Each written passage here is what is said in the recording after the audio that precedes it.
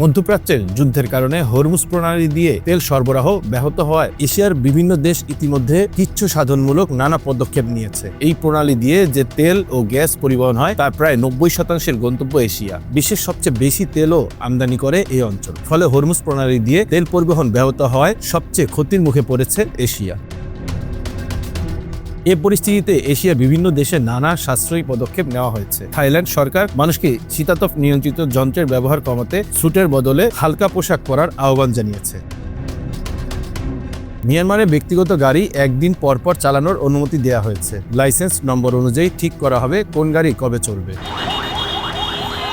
বাংলাদেশে জ্বালানি সাশ্রয়ে দেশ জুড়ে রেশনিং করা হয়েছে কিছুদিন, তবে ঈদের সময় মানুষের ভোগান্তি কমাতে রোববার থেকে রেশনিং তুলে নেওয়া হয়েছে।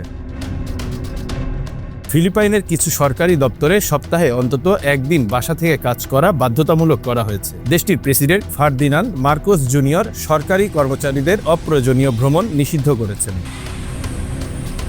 পাশাপাশি তেলের বাড়তি দামের চাপ সামাল দিতে ট্রাইসাইকেল চালক, কৃষক ও জেলেদের জন্য ৩,০০০ থেকে ৫,০০০ পেসো $৫০ থেকে $৮৪ পর্যন্ত নগদ সহায়তা ঘোষণা করা হয়েছে। ভিয়েতনামও জ্বালানি সাশ্রয়ে নানা ব্যবস্থা নিচ্ছে। নাগরিকদের প্রতি সরকারের আহ্বান, তারা যেন বেশিরভাগ সময় বাড়িতে কাটায়। একই সঙ্গে সাইকেল চালানো, কার পুলিং, গণপরিবহন ব্যবহার ও অপ্রয়োজনে ব্যক্তিগত গাড়ি ব্যবহার সীমিত রাখার পরামর্শ দেওয়া হয়েছে।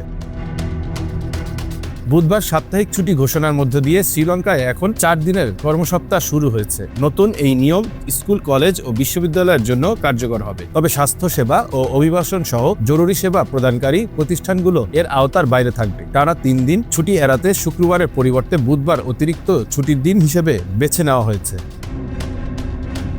এছাড়া জ্বালানি কেনার ক্ষেত্রে মোটর চালকদের জন্য ন্যাশনাল ফুয়েল পাস বা জাতীয় জ্বালানি পাস বাধ্যতামূলক করা হয়েছে। এই পাসের মাধ্যমে নির্দিষ্ট পরিমাণ জ্বালানি বরাদ্দ দেওয়া হবে। তবে অনেকের অভিযোগ, ব্যক্তিগত গাড়ির জন্য 15 লিটার ও মোটরসাইকেলের জন্য 5 লিটারের যে বরাদ্দ দেওয়া হয়েছে তা একেবারেই অপ্রতুল। 2022 সালের ভয়াবহ অর্থনৈতিক সংকটের সময় প্রথম এই রেশনিং ব্যবস্থা চালু করা হয়। বৈদেশিক মুদ্রার রিজার্ভ কমে যাওয়ায় শ্রীলঙ্কা তখন প্রয়োজনীয় পণ্য ও জ্বালানি আমদানি করতে পারেনি। এক পর্যায়ে সেই সংকট থেকে ব্যাপক জনরোষ তৈরি হয়। গণ অভ্যুত্থানের মুখে শ্রীলঙ্কার তৎকালীন গোতাবায়া রাজাপক্ষে সরকারের পতন হয়। ইরান যদিও দাবি করেছে যে হরমুজ প্রণালী দিয়ে তাদের শত্রু যুক্তরাষ্ট্র ও ইসরায়েলের জন্য বন্ধ রাখা হয়েছে, কিন্তু বাস্তবে অন্যান্য দেশে জাহাজও সেখানে আটকে আছে। যুদ্ধের কারণে এই পথ কার্যত ঝুঁকিপূর্ণ হয়ে পড়ায় শত শত তেলবাহী ট্যাঙ্কার ও বাণিজ্যিক জাহাজ উপসাগরীয় জলসীমায় অপেক্ষা করছে। নিরাপত্তা ও বিমা ঝুঁকির কারণে তারা এগোতে পারছে না। Bangla affairs news desk.